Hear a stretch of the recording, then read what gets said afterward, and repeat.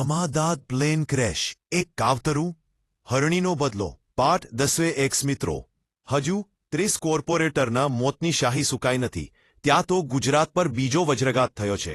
Air ઇન્ડિયાનું વિમાન અમદાવાદમાં તૂટી પડ્યું છે જેમાં રાજ્યના પૂર્વ મંત્રીનું મૃત્યુ થાય છે. તમામ યાત્રીઓ મૃત્યુ પામ્યા છે જ્યારે એકમાત્ર યાત્રી બચી ગયો છે જેના પેન્ટ પર હરણીનું ચિત્ર છે. મિત્રો ફરી એકવાર ગુજરાતમાં અફડાતફડીનો માહોલ થઈ ગયો છે. લોકો પ્લેન ક્રેશના સમાચારથી દુઃખી થઈ ગયા છે. તમામ ન્યૂઝ ચેનલ પર આ જ દ્રશ્યો છવાઈ ગયા છે. પોલીસ અને ફાયર બ્રિગેડના માણસો 24 કલાક રેસ્ક્યુ ઓપરેશનમાં છે. આ તરફ પોલીસ કમિશનર પ્રેસ કોન્ફરન્સ કરે છે ત્યારે પત્રકારો તીખા સવાલ કરે છે. એક પત્રકાર પૂછે છે, સાહેબ હજુ 30 કોર્પોરેટરના મૃત્યુના સમાચાર જૂના થયા નથી, ત્યાં આ પ્લેન ક્રેશ, તેમાં પૂર્વ મંત્રીનું મૃત્યુ, તમને આમાં શું લાગે છે? ત્યારે કમિશનર કહે છે, એટલા ટેકનિકલ કારણો હોઈ શકે છે. બ્લેક બોક્સના ડેટાનું વિશ્લેષણ થાય પછી ખબર પડે, એમાં હજુ રાહ જોવી પડશે. ત્યારે બીજો પત્રકાર પૂછે છે, સાહેબ પેલા 30 કોર્પોરેટરનું મોત થયા ત્યારે પણ આવી જ વાત કહી હતી, તેમાં તો કોઈ બ્લેક બોક્સ હતું નહીં. તમારું પોલીસ ખાતું કરે છે શું કોઈ બાહોશ અધિકારી નથી જે આ ઘટનાની મૂળમાં જઈ તપાસ કરે?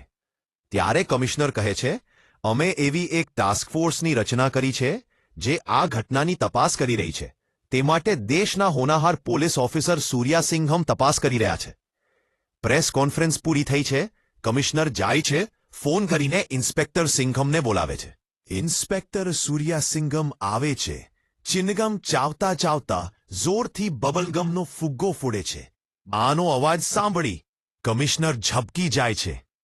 અરે શું સિંઘમ, અત્યારે માથે આબ ફાટ્યું છે ને તું ફટાકડા ફોડે છે? ત્યારે સિંઘમ કહે છે, સર તમે ચિંતા ના કરો, આ સિંઘમ તમારી સાથે હશે, ત્યાં સુધી કોઈ તકલીફ નહીં થાય. ત્યારે કમિશનર કહે છે, હવે બતાવો પેલા કોર્પોરેટરના કેસમાં કેટલી તપાસ થઈ? ત્યારે ઇન્સ્પેક્ટર સિંઘમ કહે છે, મેં તમામ એંગલથી તપાસ કરી જોઈ, તેમાં કોઈ ક્રિમિનલ ગેંગનો હાથ નથી, કેમ કે આ તમામે તમામ ભ્રષ્ટ હતા. તેઓ તમામ પ્રકારના ગુનેગારના દોસ્ત હતા. મને તો આમાં કોઈ બીજાનો હાથ લાગે છે. ત્યારે કમિશનર પૂછે છે, એટલે કે કોઈ વિદેશી તત્વોનો હાથ લાગે છે? ત્યારે ઇન્સ્પેક્ટર સિંઘમ કહે છે, ના, આ કેસમાં કોઈ દેશી વિદેશી ગેંગ કે ત્રાસવાદી ગ્રુપનો હાથ નથી. ત્યારે કમિશનર પૂછે છે, તો કોનો હાથ છે? ભાઈ તું આમ ગોળ ગોળ વાત ન કર, આ છાપાવાળાને જવાબ મારે આપવો પડે છે. ત્યારે ઇન્સ્પેક્ટર સિંઘમ કહે છે, આ ઘટનાઓમાં કોઈ ક્રિમિનલ નહીં પણ નોન ક્રિમિનલ લોકોના હાથ લાગે છે. ત્યારે કમિશનર કહે છે, એટલે? ત્યારે સિંઘમ કહે છે, એટલે કે જે લોકોને સ્થાનિક સરકાર સામે ગુસ્સો છે, જેમના કામ નથી થયા, એવા સામાન્ય માણસોએ આ કોર્પોરેટરને માર્યા છે. વળી આ તમામ લોકો એક રાજ્યના નહીં, સમગ્ર દેશના છે, જેમને સરકાર સામે રોજબરોજની સમસ્યાઓથી સમાધાન નથી મળતું. તેમનો ગુસ્સો આ રીતે બહાર આવ્યો છે. ત્યારે કમિશનર પૂછે છે, આ પ્લેન ક્રેશ વિશે શું મંતવ્ય છે તારું? ત્યારે સિંઘમ કહે છે, બધા લોકો મરી ગયા, પણ એકમાત્ર જીવિત વ્યક્તિના જીન્સ પેન્ટ પર હરણનો લોગો છે, જે હરણી એડવેન્ચર ક્લબના માસ્કને મળતો આવે છે. એ બે ઘટનાનું કનેક્શન હોઈ શકે છે, પણ એની તપાસ માટે મારે રાજીનામું આપવું પડે છે.